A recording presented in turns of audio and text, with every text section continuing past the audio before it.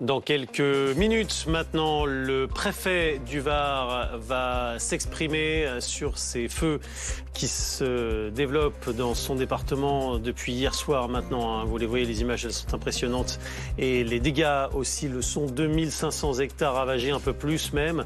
Et peut-être que cette surface a même encore augmenté. Ça, c'est le préfet qui le dira dans quelques instants. Il y a des centaines de personnes qui ont dû être évacuées. Et pour cette prise de parole, tout est en place avec la carte du département et les zones les plus exposées. On attend son arrivée donc dans les minutes qui viennent.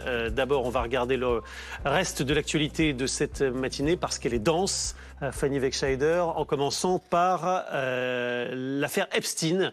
Pourquoi ? Parce qu'un homme qui a été soupçonné d'avoir été le rabatteur de Jeffrey Epstein en France a été retrouvé mort. Son nom, c'est Daniel Siad. Il a été retrouvé mort à son domicile de Colombes, en région parisienne, il y a 2 jours. Une enquête est actuellement en cours pour déterminer les causes de sa mort. Le nom de Daniel Siad apparaît plus de 2000 fois dans les dossiers Epstein. Également accusé de viol et de violences sexuelles par au moins 5 femmes.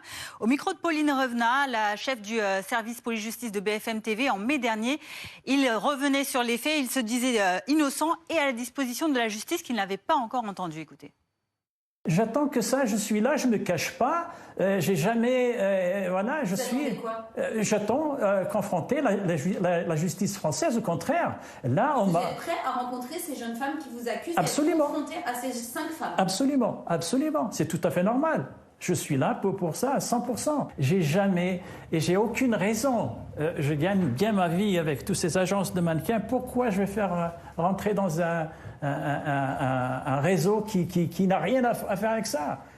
Une confirmation ce matin, Fanny, la ministre de la Transition écologique a bien présenté sa démission au président de la République. Oui, Monique Barbu, donc, qui a démissionné, elle quitte le gouvernement à cause de l'adoption définitive hier donc, par le Sénat de la loi d'urgence agricole qui avait été votée lundi par l'Assemblée et avec laquelle la ministre était en désaccord. Un texte qui a notamment réintroduit l'utilisation à titre dérogatoire de 2 pesticides jusque-là interdits en France, parmi lesquels l'acétamiprid, le fameux pesticide qualifié de tueur d'abeilles qui avait suscité une levée de bouclier l'an dernier. Sur le fond comme sur la méthode, dit-elle, ce revirement constitue à mes yeux le recul environnemental de trop. Réaction sur les réseaux sociaux de Benjamin Lucas, le député écologiste des Yvelines. Sous Macron, la société civile est instrumentalisée, lessivée et s'en va piteusement. La démission de la ministre de l'écologie est l'épilogue de la supercherie de 2017. Le front des incendies, vous savez qu'on le surveille tout particulièrement ce matin, plus spécifiquement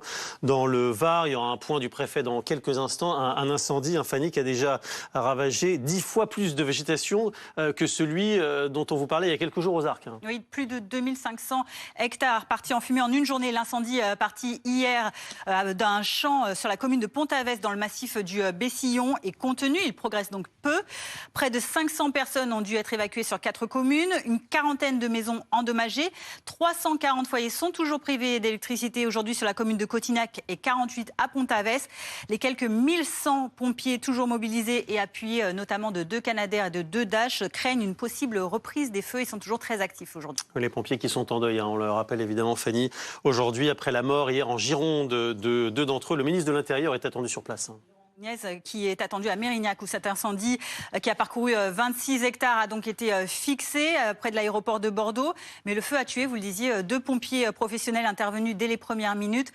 Leur camion a été encerclé par un mur de flammes de près de 20 à 30 mètres de haut. Ce drame porte donc à 7 le nombre de soldats du feu qui ont perdu la vie depuis le début de l'année 2026. C'était 9 sur toute l'année 2025. Et on attend donc, merci beaucoup Fanny, un point du préfet du Var dans quelques instants.